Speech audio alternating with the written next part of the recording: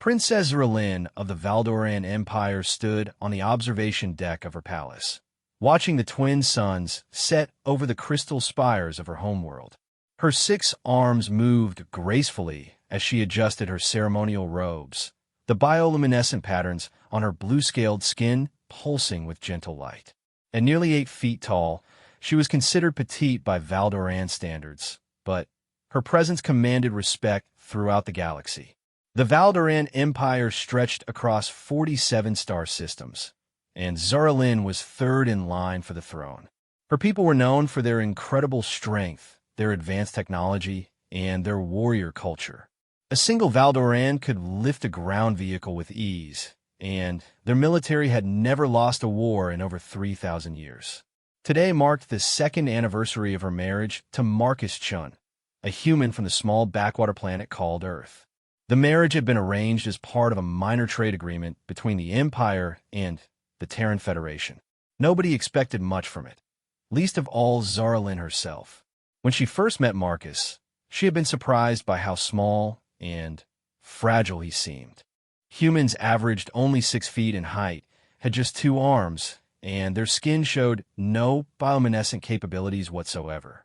They were a young species, barely having achieved faster-than-light travel a century ago. Their technology was primitive compared to Valdoran standards, and their military was laughably weak. Marcus himself seemed to embody everything she expected from a human. He was quiet, gentle, and spent most of his time in the palace gardens or library. He never raised his voice, never showed aggression, and seemed perfectly content to live a peaceful life as her consort. The palace staff often joked that he was more like a pet than a husband. "Princess," came a familiar voice behind her. She turned to see Commander Thexmore approaching, his massive frame filling the doorway. Like all Valdoran males, he stood nearly 10 feet tall and was built like a living weapon. His 4 eyes glowed red in the dim light. "What is it, Commander?" Zerlin asked, though she could already sense his unease through the biochemical signals all Valdorans emitted. "We have received troubling news from the outer systems. The Krillin Dominion has been expanding their territory again. They've taken 3 systems in the past month, including the mining colonies on Zerion Prime." Zerlin's skin patterns shifted to display her concern. The Krillin Dominion was one of the few powers in the galaxy that could challenge the Valdoran Empire. They were a militaristic species that conquered worlds for sport and enslaved the populations. While the Empire and Dominion had maintained an uneasy peace for decades, everyone knew conflict was inevitable. "Have they attacked any of our holdings directly?" she asked. "Not yet, but intelligence suggests they're building up forces near the Nexus Gate. If they control that route, they could cut off our access to the Outer Rim territories." Zerlin nodded grimly. The Nexus Gate was a crucial hyperspace junction that allowed rapid travel between star systems. Losing control of it would be a strategic disaster. "Where's my husband?" she asked. She found that talking to Marcus often helped her think through difficult problems. His human perspective, while limited, sometimes offered insights her advisors missed. "In the gardens, Princess." "Shall I summon him?" "No, I'll go to him."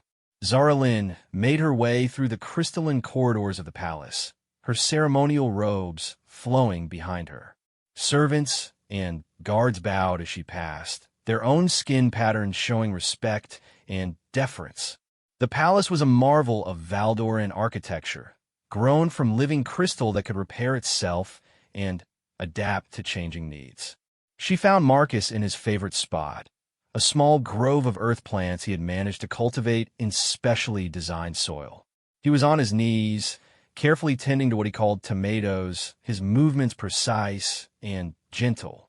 Despite having lived on Valdoran for 2 years, he still looked out of place among the towering alien architecture. "Marcus," she called softly. He looked up and smiled, that strange human expression that Valdorans found both puzzling and endearing. His brown eyes were warm, and, despite his alien features, Zerlin had grown genuinely fond of him over their time together. "Hello, Zura.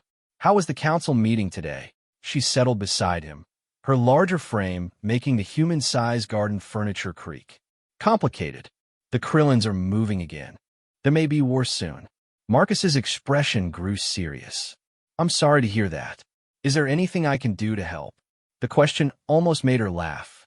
What could a human possibly do to help with an interstellar conflict? But she appreciated the gesture. Just be here. Your presence is comforting. They sat in comfortable silence for a while, watching the alien sunset paint the sky in shades of purple and gold. Marcus continued working on his plants, while Zaralyn processed the day's developments. The Krillin threat was serious, but the Empire had faced worse challenges before. Tell me about Earth wars, she said suddenly. How did your people resolve conflicts? Marcus paused in his work, a shadow crossing his face. That's a complicated question. Humans have fought many wars throughout our history. Some are necessary, others weren't. We learned that sometimes diplomacy fails and you have to protect what you love. But humans are not warriors, Zaralyn observed. Your species seems to prefer peace. Most humans do prefer peace, Marcus agreed carefully. But we're capable of more than we appear when we need to be. Something in his tone caught her attention, but before she could pursue it further, an alarm began sounding throughout the palace. The crystal walls pulsed with urgent red light, and she could hear the thunder of running feet as guards rushed to their positions. Commander Thexmore's voice boomed through the communication system. Princess Zaralyn, report to the command center immediately. We have an emergency situation. Zaralyn rose quickly, her skin patterns shifting to battle configuration. Stay in the palace, she told Marcus. If this is what I think it is, what's happening? Marcus asked, standing as well.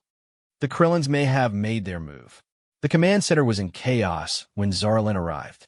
Holographic displays showed fleet movements throughout the sector, and her military advisors were shouting orders in multiple languages.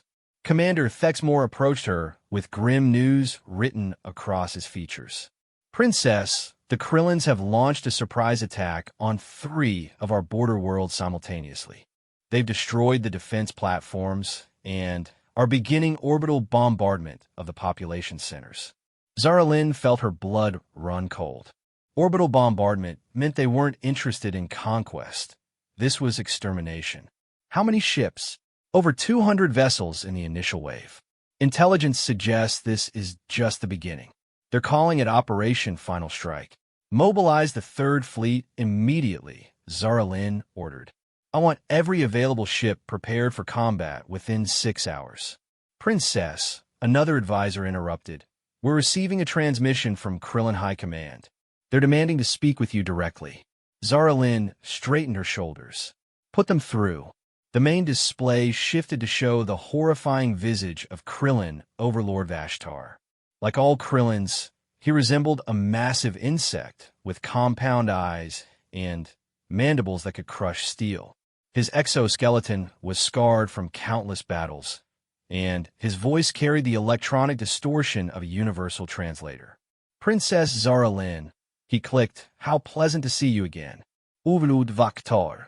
You will cease your attacks on Valdoran territory immediately and withdraw your forces. The Krillin's laugh sounded like breaking glass. I think not, little princess. Your empire has grown weak and complacent. It is time for a new power to rule this sector. You're making a mistake, Zaralyn warned, her skin patterns blazing with anger. The Empire will not tolerate this aggression. The Empire is finished. We have been watching you, studying your weaknesses. You rely too heavily on your technology, and you've forgotten how to fight. Your warriors have grown soft. Vashtar leaned closer to the camera, his compound eyes gleaming. But we have a proposal for you, princess. Surrender now, and we will allow you to rule as a puppet governor under our authority. Refuse, and we will burn every Valdoran world until nothing remains but ash. Never, Zaralyn replied without hesitation. The Empire will never bow to Krillin tyranny. So be it. You have 48 hours to reconsider.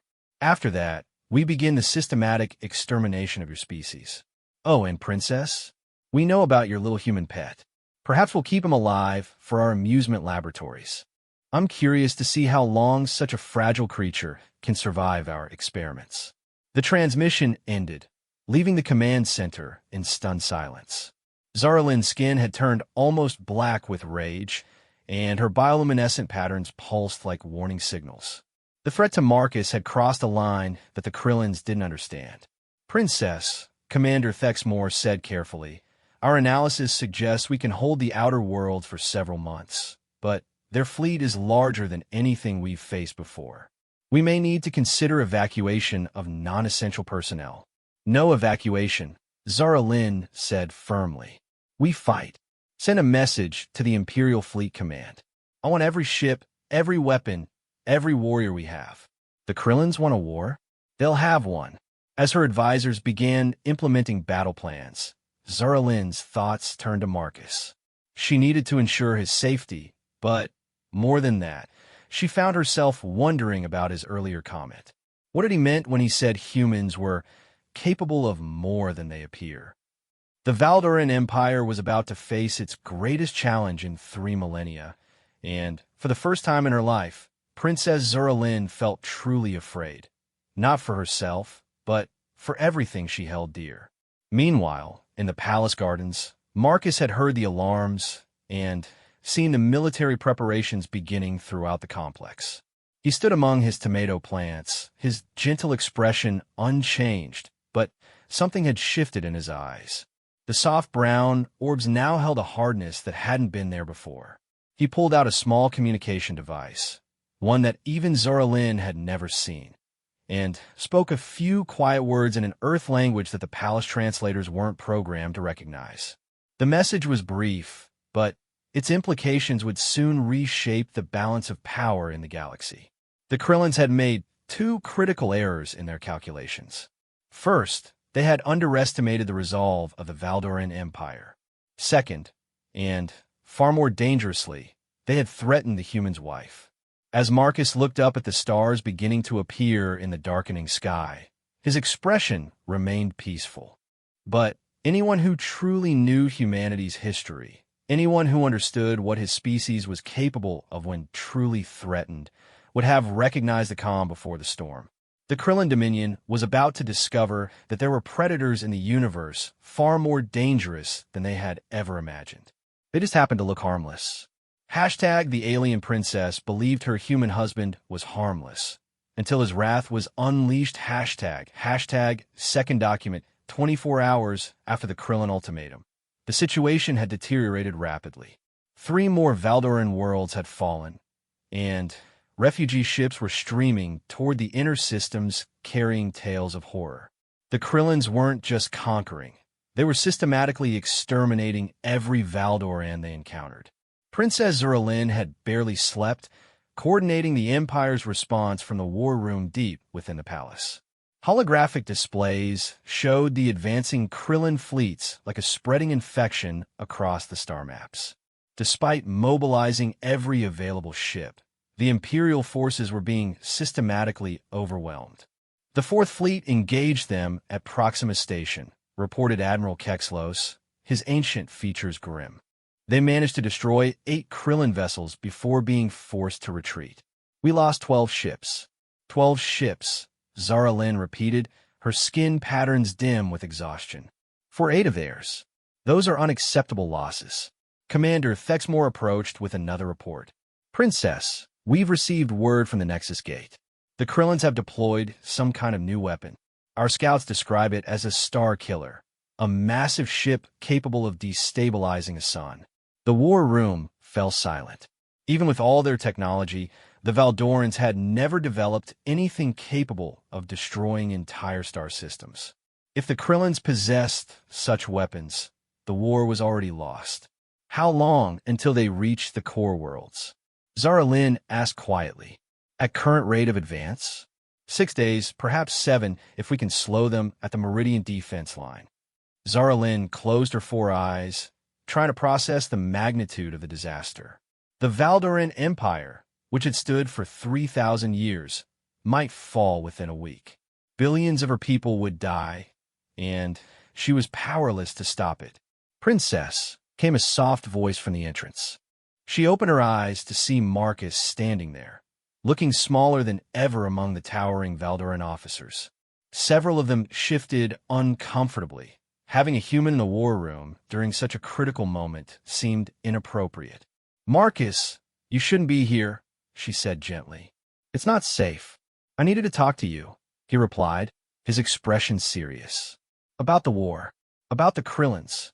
Admiral Kexlos made a dismissive gesture with three of his arms. "With respect, Princess, this is not the time for domestic concerns.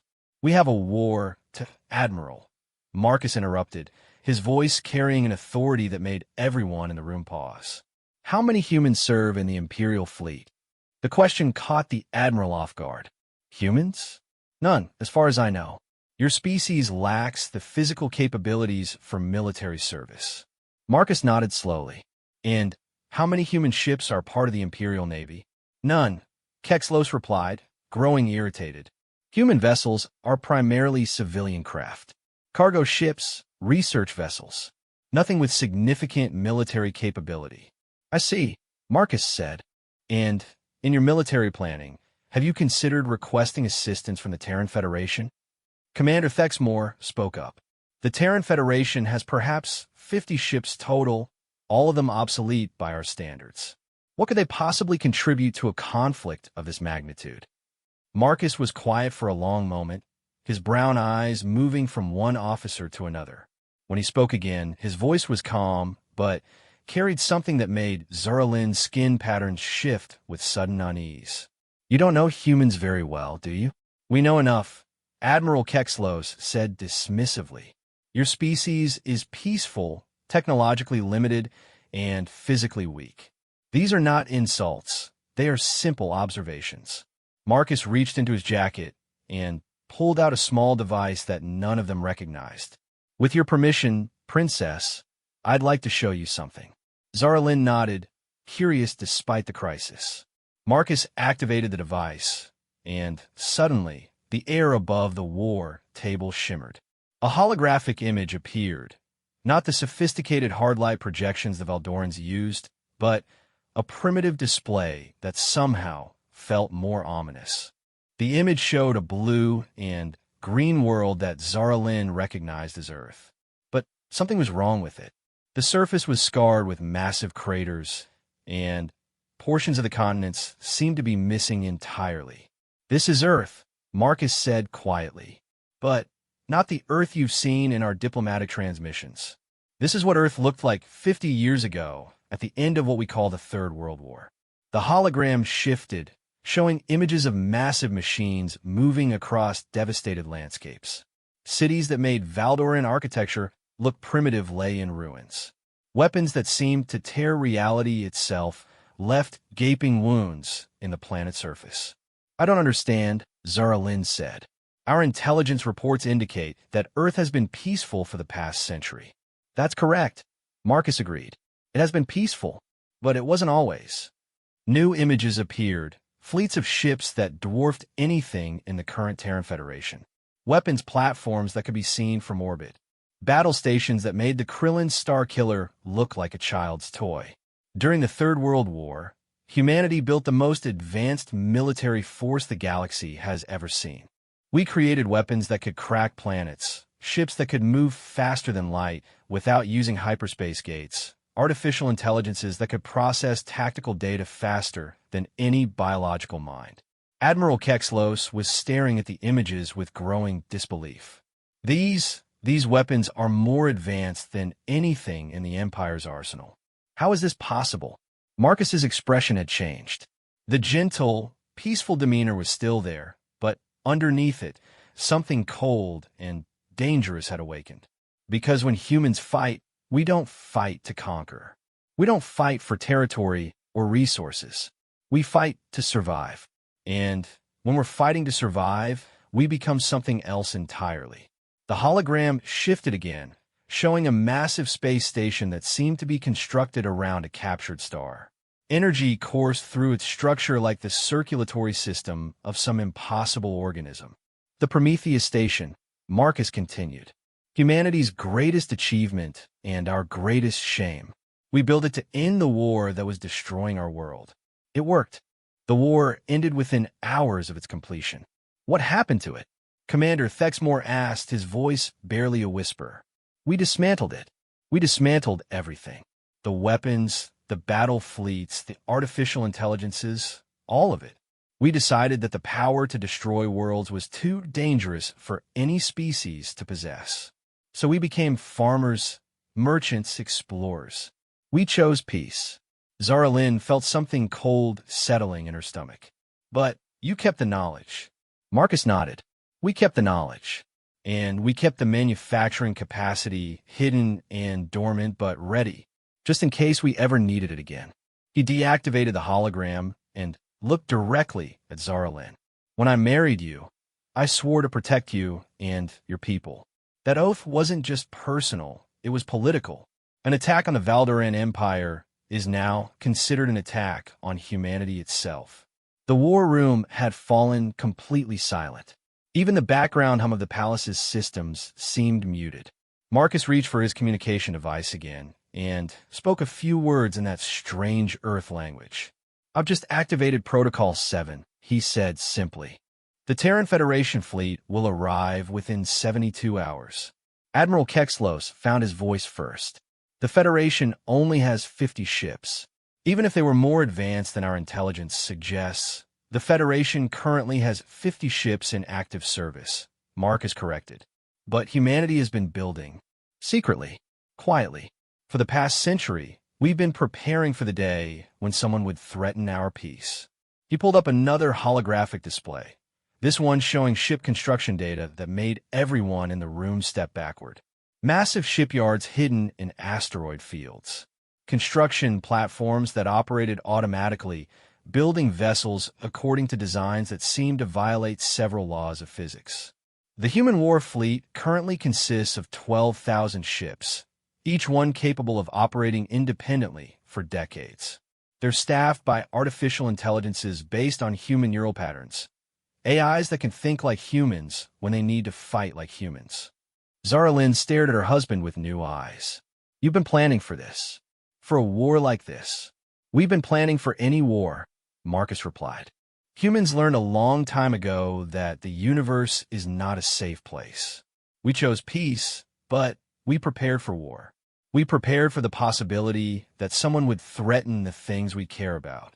Commander Thexmore was studying the tactical data with professional interest. These ship designs, the power output alone, should be impossible. How do they generate this much energy? Marcus was quiet for a moment, and when he spoke, his voice carried the weight of terrible knowledge. Controlled stellar compression. We compress stars into portable power sources. The implications hit the room like a shockwave. The Valdorans had always considered their fusion technology to be the pinnacle of energy generation. The humans were apparently using entire stars as batteries. And the weapons? Admiral Kexlos asked, though he seemed afraid of the answer. Reality displacement cannons, quantum torpedo arrays, temporal disruption fields. Weapons that don't just destroy matter, they destroy the space that matter occupies. Marcus closed the display and looked around the room. But here's what you need to understand about humanity. We don't want to use these weapons. We built them hoping we'd never need them. We chose to live quietly, peacefully, because we know what we're capable of when we choose otherwise. Zara Lynn felt her world reshaping itself around this revelation. The gentle human she had married, the quiet man who tended his garden and read poetry, was a member of a species that had apparently mastered the fundamental forces of the universe. Why didn't you tell us? She asked. Why keep this secret? Marcus's expression softened slightly. Because the galaxy is a better place when humans appear harmless. When other species think we're weak and primitive, they leave us alone. They leave our friends alone. They focus on fighting each other instead of worrying about us. He turned to face the tactical display showing the advancing Krillin fleets. But the Krillins made a mistake. They threatened my wife. They threatened the people I've come to care about. They've forced humanity to remember what we used to be. A new alarm began sounding throughout the palace, but this time it wasn't a warning. It was an arrival notification. Something had just emerged from hyperspace at the edge of the system. "Princess," came a voice over the communication system. "We're detecting massive energy signatures at the system perimeter. Unknown vessels are arriving." Marcus checked his device and nodded. "They're early." Admiral Chun always was an overachiever. "Admiral Chun?" Zara Lynn asked. "My sister. She's commanding the advanced fleet. They'll want to assess the situation before the main force arrives." The main display shifted to show the system's edge, where space itself seemed to be tearing open. But instead of the familiar hyperspace gates the galaxy's species use for faster-than-light travel, these portals appeared to be different. They looked like wounds in reality itself, edges crackling with energy that shouldn't exist. Through these impossible apertures came ships that defied every principle of spacecraft design the Valdorans knew. They weren't built. They appeared to have been grown, their whole surfaces flowing like liquid metal while maintaining perfect structural integrity. They moved without visible propulsion, seemingly ignoring the basic laws of physics. "How many ships?" Admiral Kexlos whispered. Marcus consulted his device. "The advanced fleet consists of 300 vessels. They're mainly reconnaissance and tactical assessment units. 300 ships had just appeared in their system, and the humans considered them a reconnaissance force." Zara Lynn felt her understanding of galactic power structures crumbling. "Princess," Commander Thexmore said, his voice tight with barely controlled fear. "These energy readings, each of those ships is generating more power than our entire planetary defense grid." Marcus nodded as if this was perfectly normal. "They'll need it. The Krillin Starkiller is a formidable weapon. Humanity learned long ago that the only way to defeat overwhelming force is with more overwhelming force." A new voice spoke over the communication system, but this time it was in perfect Valdoran. No translator distortion, no artificial tones. The voice was unmistakably human, but it carried an authority that made everyone in the room straighten unconsciously. "This is Admiral Chun of the Terran Star Fleet. We are responding to a Protocol 7 activation. Valdoran forces, please identify the primary threat so we can begin threat assessment." Marcus stepped forward. "This is Marcus Chun, Cultural Liaison. The Krillin Dominion has initiated a war of extermination against the Valdoran Empire. They possess Starkiller technology and are advancing on the core worlds." "Understood. We are scanning Krillin fleet positions now. Initial assessment indicates they have approximately 1,500 vessels of varying classifications. This constitutes a moderate threat level." Moderate threat level. The force that was overwhelming the mighty Valdoran Empire was considered a moderate threat by humanity. Admiral Kexlos found his voice. "Admiral Chun, this is Admiral Kexlos of the Imperial Navy. The Krillin fleet has new weapons technology we haven't encountered before. They may be more dangerous than your sensors indicate." There was a pause. Then Admiral Chin's voice returned with what sounded almost like amusement. "Admiral Kexlos, we appreciate your concern.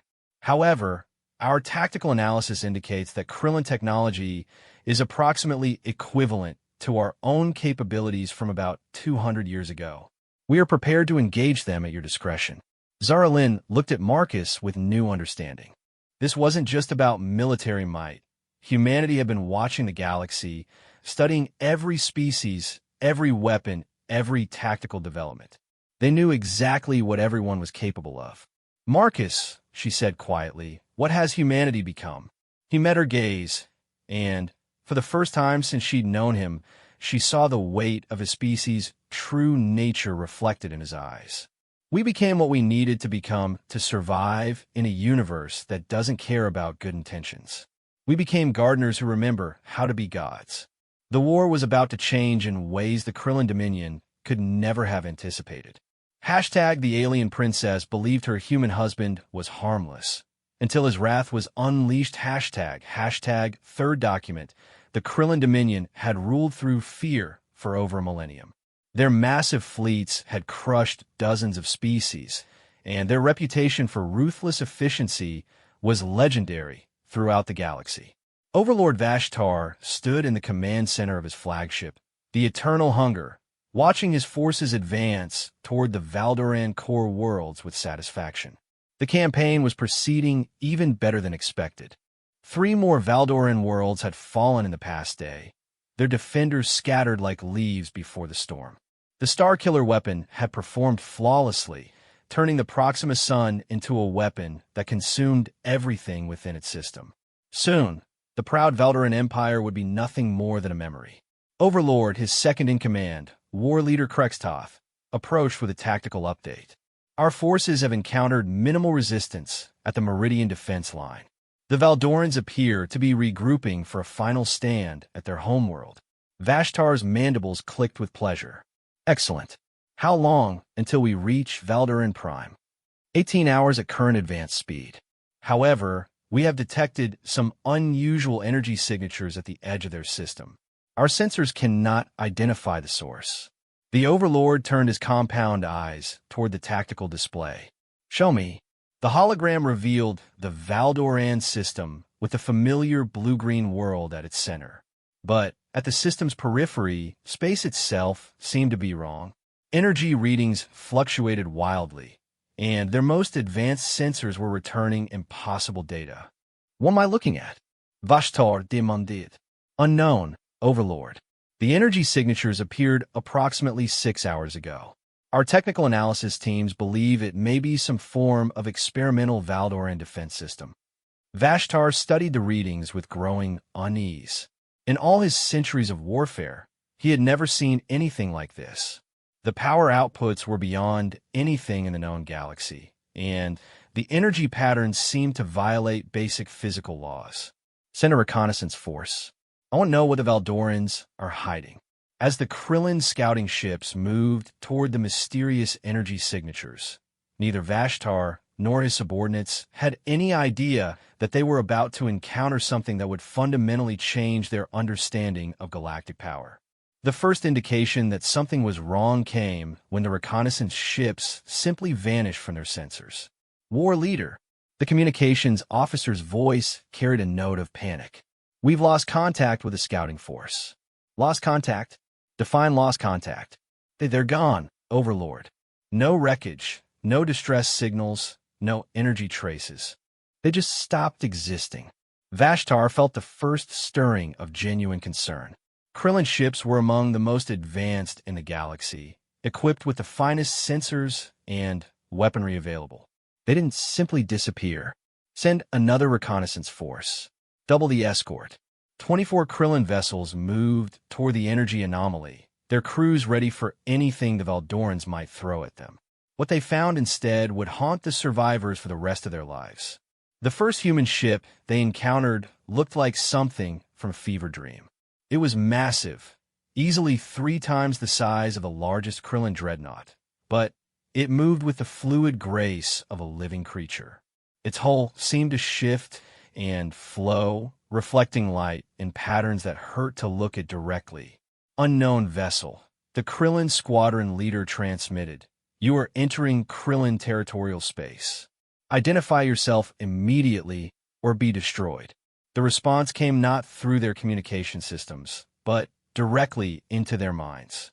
Every Krillin on every ship heard the same voice, speaking in perfect Krillin language with an accent that suggested vast age and terrible knowledge.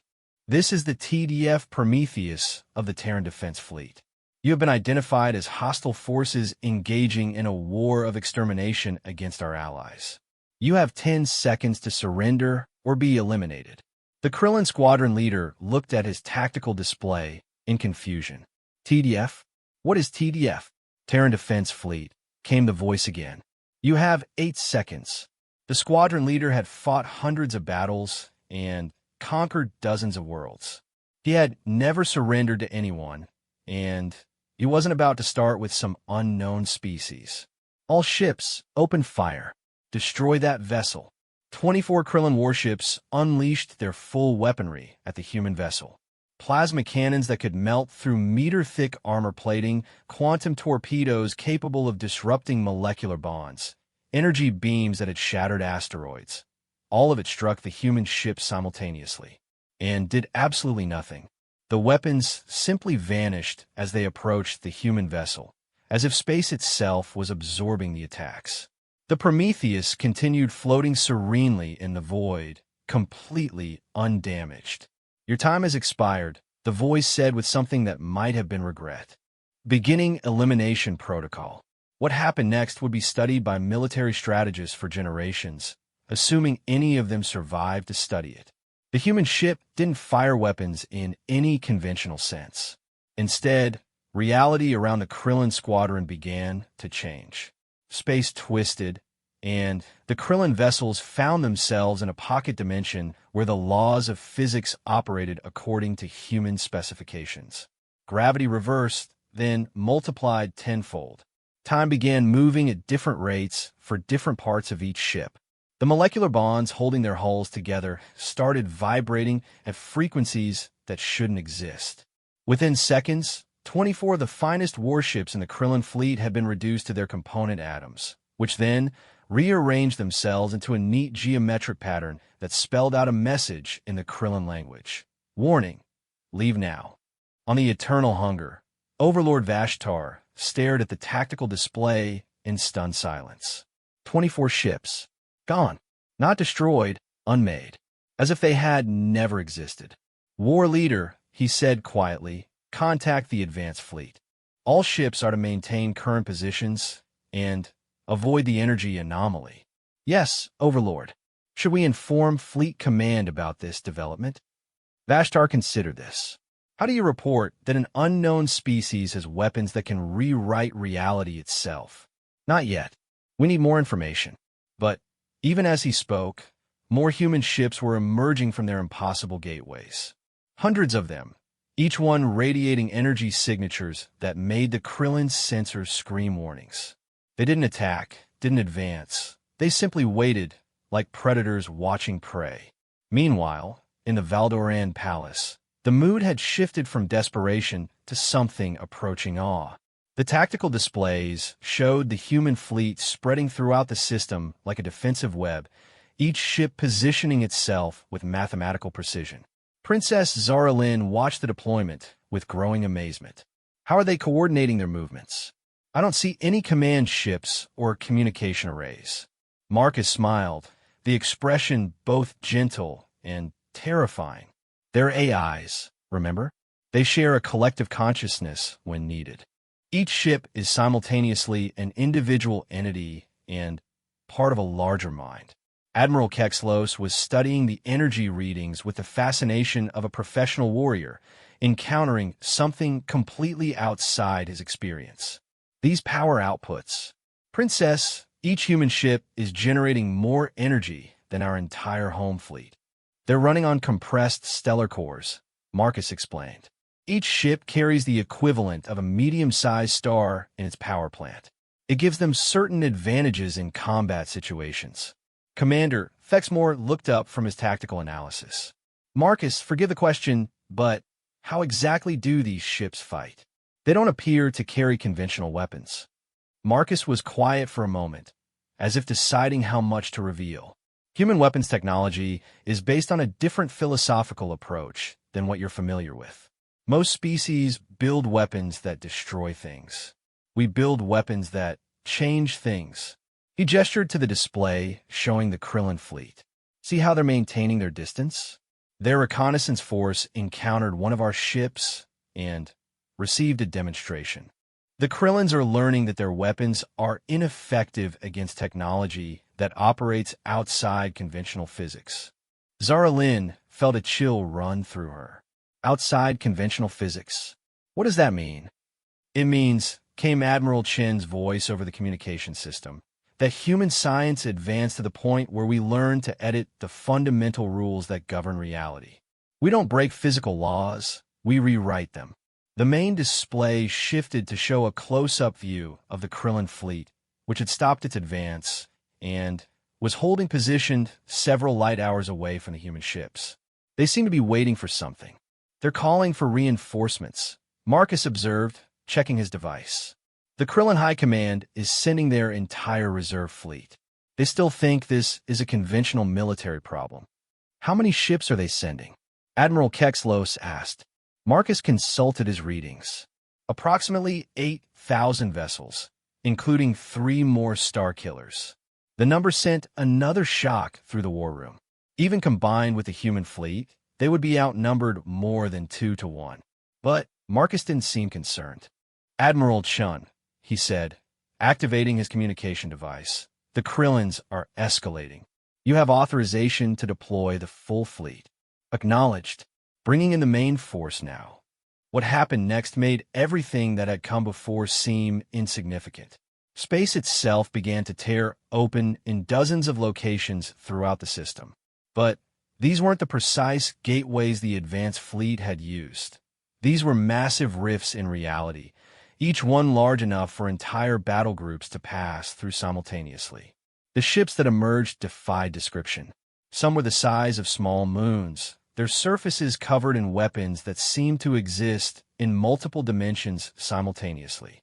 Others were sleek and organic-looking, moving like living creatures through space. A few appeared to be constructed from crystallized light itself, their hulls translucent and beautiful and utterly alien. How many? Zaralyn whispered. Marcus checked his device again. 12,000 vessels in the main force, plus support units, logistics ships, and specialized warfare platforms. Admiral Chun likes to be thorough. Admiral Kexlos was staring at the display with the expression of someone whose entire understanding of warfare had just been rendered obsolete. This is impossible. No species in the galaxy has the resources to build a fleet this large. Most species don't spend a century preparing for war while pretending to be peaceful, Marcus replied. And most species don't have the manufacturing capability to convert asteroids into fully functional warships in a matter of hours. The human fleet was now arranged in a perfect sphere around the inner system, with the Valdoran homeworld at its center. Each ship pulsed with barely contained energy, and the combined power output was beginning to affect local space-time. Reality itself was bending around them. On the eternal hunger, Overlord Vashtar was learning what true fear felt like. His sensors were reporting energy readings that shouldn't be possible. The space around the human fleet was warping, creating gravitational anomalies that pulled at his ships even at their current distance. War leader, he said, his voice carefully controlled, contact the high command. Tell them we need to reconsider our strategy. Overlord, the reinforcement fleet has arrived. They're requesting immediate attack coordinates. Vashtar looked at the tactical display, showing 8,000 Krillin vessels facing 12,000 human ships that operated according to laws of physics he didn't understand. For the first time in his military career, he was facing an enemy that he wasn't sure could be defeated. Tell them to hold position, he ordered. We need to understand what we're facing before we engage. But even as he spoke, he knew it was too late. The Krillins had built their empire on the principle of overwhelming force. They had never learned to retreat, never developed the flexibility to adapt to unexpected situations. The High Command would order an attack, and 8,000 ships would advance against an enemy they couldn't comprehend. The question wasn't whether the Krillins would lose, it was whether any of them would survive to learn from their defeat. In the human fleet, Admiral Chun was conducting her own analysis of the situation. Unlike the Krillins, humanity had spent centuries studying the art of warfare in all its forms. They knew that the key to victory wasn't just superior technology, it was understanding your enemy and adapting to their capabilities. Fleet Command, she transmitted to the assembled ships. The Krillin force is significant but predictable. They fight like a traditional military organization. Linear tactics, overwhelming firepower, and a rigid command structure. We'll use that against them. The human ships began to move, not in the disciplined formations the Valdorans expected, but in patterns that seemed almost organic. They flowed through space like a school of fish or a flock of birds, each ship responding to threats and opportunities with individual initiative while maintaining perfect coordination with the whole. The Krillins were about to face not just superior technology, but an entirely different philosophy of warfare. They were accustomed to fighting other predators. Now, they would learn what it meant to face a species that had evolved beyond predation into something far more dangerous. The galaxy was about to witness the return of humanity to war, and nothing would ever be the same again. Hashtag the alien princess believed her human husband was harmless, until his wrath was unleashed. Hashtag fourth document. The Krillin High Command had never been known for their patience or diplomatic subtlety. When Supreme Overlord Thraktos received word that the advanced fleet had encountered unknown hostile forces, his response was immediate and predictable. Overwhelm them with superior numbers and firepower. 8,000 Krillin vessels, the largest military force ever assembled in galactic history, began their advance toward the Valdoran system. At their head flew the massive dreadnought Void Crusher, a ship so large it had its own gravitational field. Supreme Overlord Thraktos stood in its command center, his ancient exoskeleton scarred from 1,000 battles. Communications. He clicked to his subordinates. Open a channel to the unknown fleet. Let them know they face the might of the Krillin Dominion. The transmission was sent on all frequencies, broadcasting the same message of doom that had preceded the fall of dozens of civilizations. Unknown vessels, you stand against the Krillin Dominion. Surrender now, and your deaths will be swift. Resist, and we will make your suffering legendary throughout the galaxy. The response came almost immediately, but not in the way the Krillins expected. Instead of audio communication, words appeared directly in the minds of every Krillin in the fleet. The mental voice was calm, almost gentle, but carried an undertone that made their exoskeletons crawl with instinctive fear. This is Admiral Sarah Chun of the Terran Defense Fleet. You are guilty of attempted genocide against the Valdoran people and have threatened civilian populations with weapons of mass destruction. Under the Terran Military Code, this constitutes crimes against sapient life. You have one opportunity to surrender. After that, we will demonstrate why humanity chose peace. Supreme Overlord Thraktos had conquered 37 species in his lifetime. He had never surrendered, never retreated, never shown mercy to those who opposed him. The idea that this unknown species would dare threaten the Dominion filled him with rage. All ships, he commanded, advance to optimal firing range. Prepare star-killer weapons. We will demonstrate to these aliens the price of defying us. The Krillin fleet began its attack run, 8,000 vessels accelerating toward the human defensive positions. Their star-killer weapons began charging, drawing energy from artificially collapsed stars contained in massive reactor cores. When fired, these weapons could destabilize a sun and turn it into a weapon of system-wide destruction. In the Valdoran Palace, Princess Zura watched the approaching battle with a mixture of fascination and horror. The tactical displays showed the two fleets converging like opposing tsunamis, each one capable of devastating entire star systems. Marcus, she said, her voice tight with concern, there are 8,000 enemy ships, even with your advanced technology.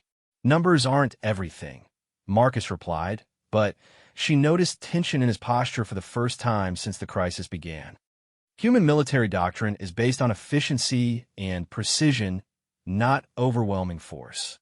Admiral Kexlos studied the tactical readouts with professional interest. The Krillin formation is impressive. They're using a classic envelopment pattern, try to surround your fleet, and concentrate fire on individual vessels. They're thinking like predators, Marcus observed. Hunt in packs, isolate prey, overwhelm with numbers. It's an effective strategy against most species, but not against humans. Commander Thexmore asked. Marcus was quiet for a moment, watching as the enemy fleet entered weapon range. Humans stopped being prey a very long time ago. On the lead human ship, Admiral Chun was coordinating the defense through her neural link with the fleet's collective intelligence. Unlike traditional military structures, the human fleet operated as a single organism when necessary, each ship contributing its processing power to a shared tactical consciousness. Fleet Status Report She sub-vocalized to the collective mind. All vessels optimal. Starkiller weapons detected and marked for priority neutralization. Enemy formation analysis complete. Recommendation: demonstrate escalating response doctrine. Admiral Chen nodded. The escalating response doctrine was humanity's answer to the eternal problem of warfare.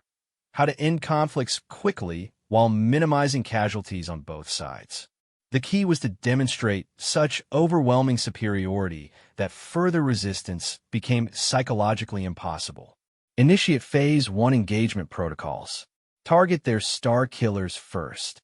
What happened next would be studied by military historians for millennia, assuming civilization survived to produce military historians. The human ships didn't move toward the enemy or adopt defensive formations. Instead, they simply were somewhere else. Space folded around them, and suddenly, every human vessel was exactly where it needed to be to achieve maximum tactical advantage. The 3 Krillin Starkiller weapons found themselves surrounded by human ships that had appeared out of nowhere. Before the Krillin crews could react, reality around the massive weapons began to change. The artificial singularities that powered them started behaving according to new physical laws written by human science. Instead of generating destructive energy, the compressed stars began singing. The sound was impossible. Sound cannot travel through space, but every being in the system heard it. A hauntingly beautiful melody that spoke of loss, sacrifice, and the weight of infinite responsibility. The Star Killers, weapons designed to destroy entire solar systems, became cosmic instruments playing a song of mourning for all the lives that would not have to end today. What were they doing? Supreme Overlord Thractus stared at his tactical display in confusion. The Starkiller weapons were still intact, still functional, but their energy output had been completely redirected. Instead of building to destructive release, they were producing something that his sensors couldn't classify. Unknown, Supreme Overlord. Our weapons appear to be singing. Before Thractos could process this information, the human fleet began Phase 2. 12,000 human vessels moved in perfect harmony, their actions coordinated by the collective intelligence that linked them all. But they still weren't attacking in any conventional sense. Instead, they were teaching. Each Krillin ship found itself isolated in its own pocket of space-time, surrounded by holographic displays that showed the history of warfare from humanity's perspective. They saw the Third World War, the weapons that could crack planets, the star-devouring technologies that humanity had built and then deliberately abandoned. They saw species after species falling to human forces, not through conquest, but through conversion. Entire civilizations that had chosen to join humanity rather than fight it, drawn by promises of technologies and knowledge beyond their wildest dreams. And then they saw why humanity had stopped. The final images showed Earth itself during the last days of the Third World War. Cities that made the greatest Krillin strongholds looked like primitive villages lay in ruins. Weapons that violated the basic principles of reality had torn the planet's surface into abstract art. Billions dead, not from enemy action, but from humanity's own unleashed potential. We became too good at war, Admiral Chen's voice whispered in the mind of every Krillin warrior. We built weapons that could unmake reality itself, technologies that could rewrite the laws of physics on a universal scale. And then we realized that winning wasn't worth what we had become. The holographic displays shifted to show humanity's choice: abandon the weapons, dismantle the fleets, choose peace over dominance. They showed humans learning to garden, to write poetry, to explore the stars with wonder instead of conquest. We chose to be gardeners because we remembered what it meant to be gods, the voice continued.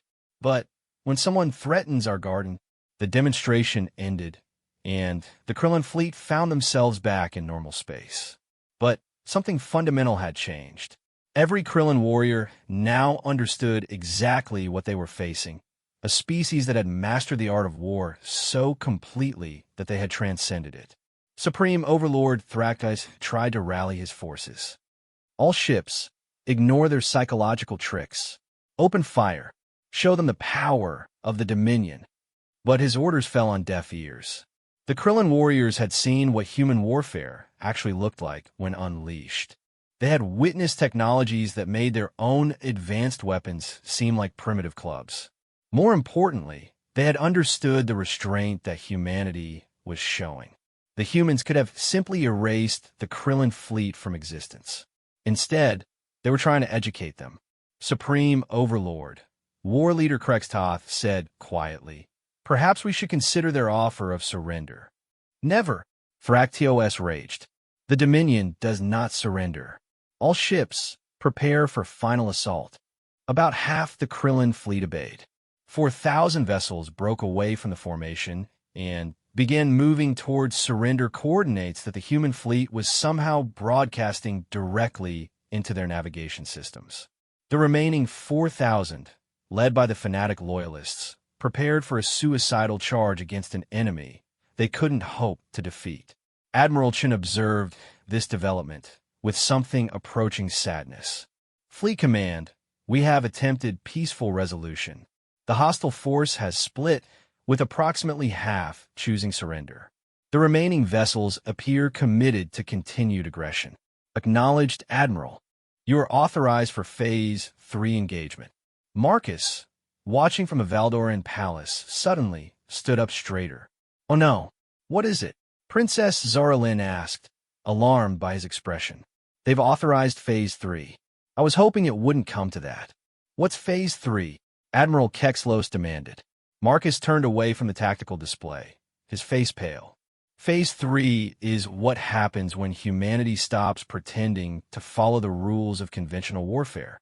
The human fleet began to move again, but this time their motion was different.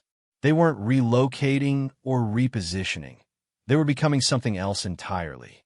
The ships began to merge, their hulls flowing together like liquid metal, combining into structures that defied geometric description. "They're forming a war mind," Marcus whispered. "A collective intelligence specifically designed for combat operations. Each ship becomes a neuron in a brain that thinks in terms of tactical impossibilities." The merged human vessels created a structure that existed partially in normal space and partially in dimensions that the Valdoran sensors couldn't even detect. It pulsed with energies that made local space-time ripple, and when it spoke, its voice was the sound of mathematics becoming poetry. "Hostile vessels," the war mind said. "You have chosen to continue aggression despite multiple opportunities for peaceful resolution. We will now demonstrate the natural consequences of this decision. Please observe. What followed was not a battle in any conventional sense. It was a lesson in applied physics taught by a species that had learned to edit the fundamental constants of reality.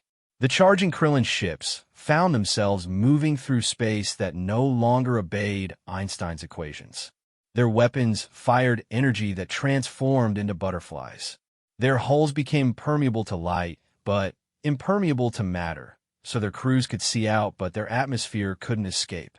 Gravity began flowing like water around the enemy vessels, creating impossible spirals and loops that left the Krillin ships tumbling helplessly through space without actually damaging them.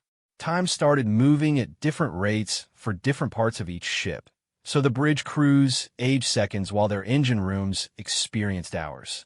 "This is impossible," Supreme Overlord Thractios screamed as his flagship corkscrewed through space in patterns that his navigators insisted should tear the ship apart, but somehow didn't. "Impossibility is a failure of imagination," the war mind replied gently. "We are showing you what warfare looks like when practiced by a species that learned to think outside the boundaries of conventional physics." The demonstration continued for exactly 17 minutes. Long enough to prove the point, but not long enough to cause permanent psychological damage to the Krillin crews. Then, as suddenly as it had begun, normal space-time reasserted itself. The Krillin ships found themselves drifting helplessly, their weapons non-functional, their engines offline, but their crews completely unharmed. Emergency life support was working perfectly, and their communication systems have been upgraded with technology that would let them contact their home worlds instantaneously across galactic distances. Hostile vessels, the Warmind said, its voice now carrying undertones of infinite patience. You have experienced a demonstration of human military capabilities under controlled conditions. Your weapons have been disabled, but your ships remain intact, and your crews are unharmed.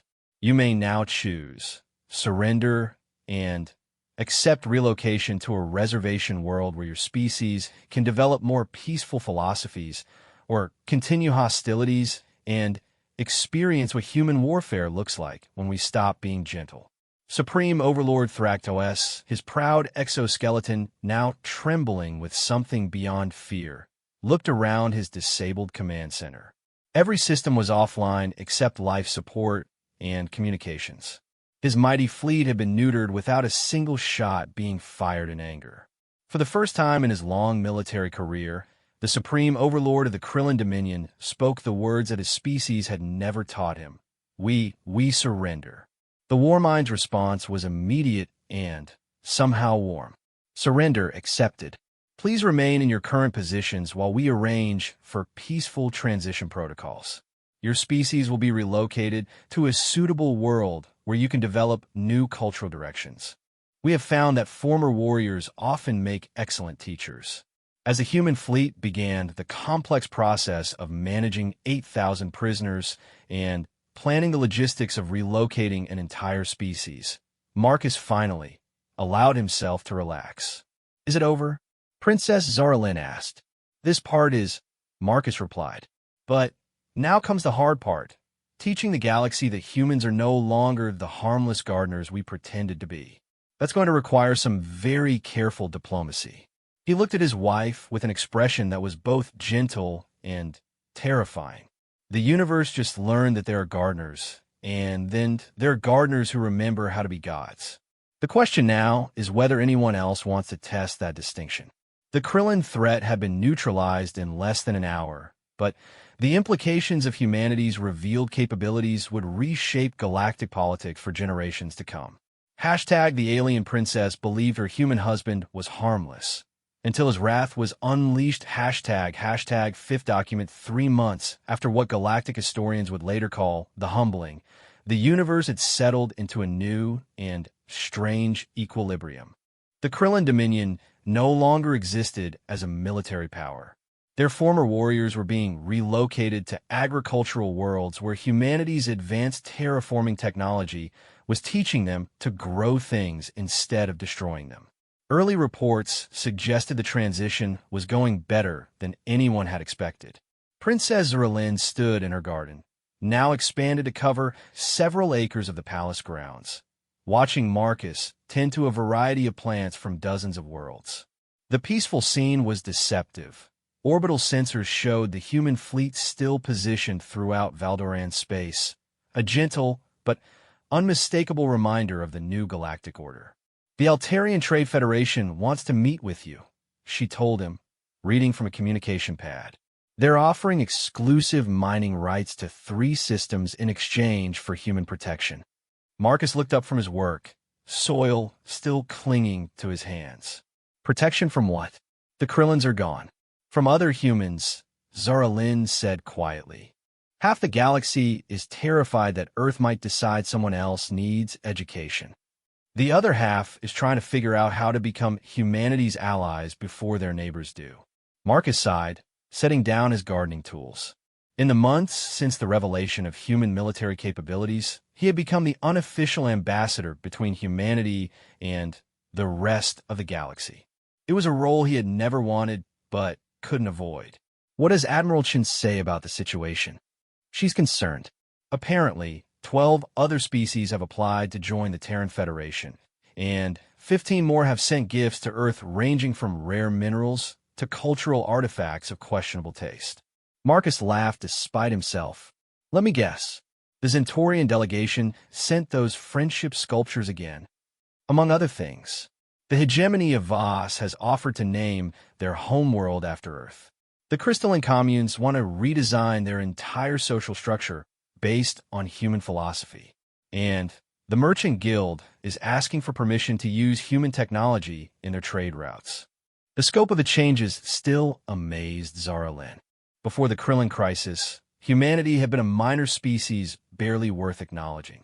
Now, every major power in the galaxy was desperately trying to curry favor with the Terran Federation. "It's not what we wanted," Marcus said, reading her expression. "Humanity chose isolation because we knew this would happen. Power attracts power seekers, and fear creates dangerous situations. But you couldn't let the Krillins destroy us." "No," Marcus agreed, his voice carrying the weight of terrible choices. "We couldn't, but now we have to deal with the consequences." A soft chime announced an incoming communication. Admiral Chin's voice filled the garden, transmitted through devices that the Valdorans still couldn't fully understand. "Marcus, we have a situation developing in the Outer Rim territories. The Hegemon's alliance is mobilizing their fleet." Marcus and Zara Lynn exchanged glances. The Hegemon's alliance was a collection of warrior species that had been neutral during the Krillin crisis. Their sudden military mobilization could mean anything from internal political struggles to preparation for another war. "What's their target?" Marcus asked. "Unknown, but they've requested a meeting with Terran representatives. They claim they have information about a threat to galactic security that requires human intervention." "Another threat?" Zara Lynn felt her skin patterns shift with concern. What could be worse than the Krillins? Marcus was quiet for a long moment, his expression troubled. "There are older species in the galaxy, ones that went dormant during the last Great War cycles. If our demonstration has awakened them—" He didn't need to finish the thought. If there were species even more advanced than humanity, species that have been sleeping through the recent millennia, their awakening could destabilize everything. "Should we meet with them?" Admiral Chen asked. "Yes, but carefully. And, Admiral, bring the diplomatic fleet, not the war fleet. We need to be seen as peacekeepers, not conquerors." "Understood. ETA to the rendezvous point is 18 hours. The communication ended, leaving Marcus and Zara Lynn alone in the garden. The peaceful setting felt surreal considering the galaxy-spanning implications of their conversation. "Marcus," Zara Lynn said carefully, "can I ask you something that's been bothering me?" "Of course. When humanity was at war with itself during this Third World War, you mentioned, how did it end?" "Really?" Marcus was quiet for so long that she wondered if he would answer. When he finally spoke, his voice was distant, as if he was remembering something from a dream. "We created an artificial intelligence. Not like the ship AIs we use now. Something more. Something that could process the entirety of human knowledge and calculate optimal solutions to any problem." What did it conclude? That war itself was an inefficient solution to the problems that caused it. It proved, mathematically, that cooperation would always produce better outcomes than conflict. But more than that, it showed us what we were becoming. Marcus picked up a small flower, examining its delicate petals with the same intensity he might have once used to study weapon specifications. The AI ran projections of humanity's future if we continued on our current path.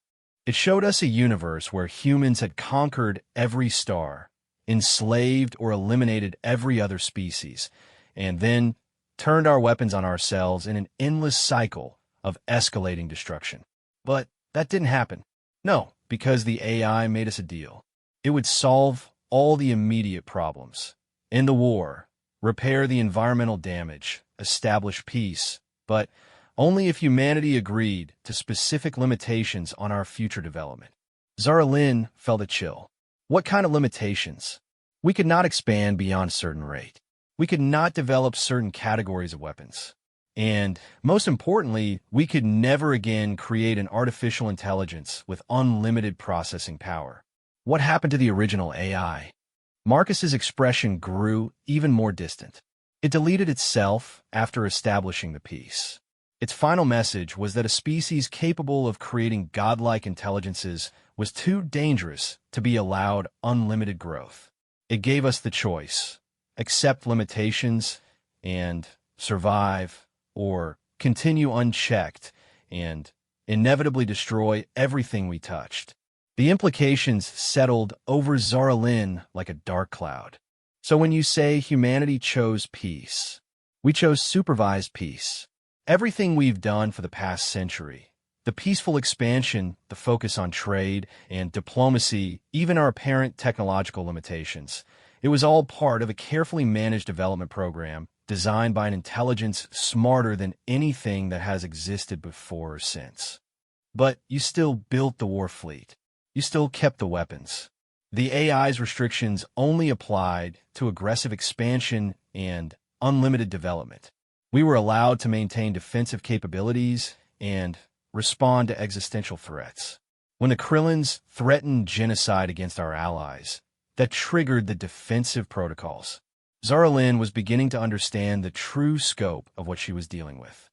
Marcus, exactly how powerful is humanity? Really? Marcus stood up, brushing soil from his hands. When he looked at her, his gentle expression was unchanged, but she could see the vast weight of knowledge behind his eyes. Do you know why Earth has such diverse plant life compared to other worlds? The change of subject confused her. Because we terraformed it. Earth isn't humanity's homeworld. It's our first successful planetary engineering project. We took a dead rock and turned it into a garden world using technologies that we later decided were too dangerous to use again. If Earth isn't your homeworld, then where our homeworld doesn't exist anymore. We consumed it completely during the Third World War, converting its entire mass into weapons and ships and artificial intelligence substrates. Earth is what we built afterward, as a monument to what we chose to become instead of what we had been. The garden around them suddenly looked different to Zaralin. Not just a collection of plants from various worlds, but a carefully cultivated reminder of the choice between creation and destruction. The AI that ended our war, Marcus continued, calculated that unlimited technological development would eventually lead any species to a choice, transcend physical existence entirely, and risk becoming something that no longer cared about biological life or accept limitations and remain connected to the material universe. Which did humanity choose? Both. Part of us transcended, became pure information existing in quantum substrates we built throughout the galaxy. They're still out there, watching, making sure we don't violate the agreements we made. The rest of us stayed biological and accepted the limitations. A new alarm began sounding in the distance, but this time it was a diplomatic alert rather than a military one. The Hegemon's alliance delegation was requesting immediate communication. Princess Zaralin, came Commander Thexmore's voice over the palace communication system. We're receiving an urgent transmission from the alliance delegation. They claim to have detected signs of predecessor activity in the galactic core. Marcus went completely still. Predecessors. The alliance speaker insists on talking to human representatives immediately. They say the situation is unprecedented. Marcus activated his communication device with movements that seemed suddenly urgent. Admiral Chun, did you hear that? We heard it. Marcus, if there really are predecessors awakening. I know. Change of plans. Don't bring the diplomatic fleet. What should we bring? Marcus looked around the peaceful garden, then at Zaralin, his expression carrying a sadness she had never seen before. Everything, he said quietly. If the predecessors are waking up, we're going to need everything. Zaralin felt the last pieces of her understanding click into place. The predecessors. They're the ones who were here before all the current species, aren't they? The ones who built the hyperspace gates and then disappeared. They didn't disappear, Marcus corrected. They transcended, became pure thought existing outside normal space-time. But according to the restrictions humanity agreed to, if they ever return to physical existence, what happens? The same choice gets offered to every spacefaring species in the galaxy. Accept limitations and survive under predecessor guidance, or continue unchecked and be prevented from becoming a threat to universal stability. And if a species refuses? Marcus was quiet for a moment, watching the alien sunset paint the sky in familiar shades of purple and gold. No species has ever refused twice. The implications were staggering. The galaxy was about to face a reckoning administered by entities that had transcended physical existence eons ago. Humanity's revelation of their true capabilities had apparently triggered something far beyond a simple military crisis. "Marcus," Zuralin said quietly, "what are we going to do?" He looked at her with an expression that managed to be both reassuring and terrifying. "What we've always done. Protect the garden. Help other species make the right choices. And hope that when the predecessors evaluate humanity's stewardship of the galaxy, they conclude that we've learned our lessons well enough to be trusted with continued existence. And if they conclude otherwise?" Marcus didn't answer immediately. Instead, he knelt down and carefully picked up his gardening tools, preparing to continue his work despite the cosmic crisis unfolding around them. Then, we remind them that gardeners who remember how to be gods are not the same thing as gardeners who have forgotten the price of godhood. As the stars began to appear in the darkening sky, each one potentially harboring life that would soon face an evaluation beyond their understanding, Marcus returned to tending his plants. Because in the end, the choice between creation and destruction, between growth and transcendence, between gardening and godhood, was made not in grand gestures, but in small, daily acts of choosing what kind of universe one wanted to help create. The galaxy was about to discover that the age of simple military conquest was ending. The age of philosophical evolution was about to begin, and humanity, gardeners, warriors, and reluctant shepherds of cosmic responsibility would help guide that transition, whether the other species of the galaxy were ready for that guidance or not. The gentle human tending his garden was about to become something else entirely, and Princess Zuralin finally understood that marrying him had made her part of something far larger and more dangerous than a simple interstellar alliance.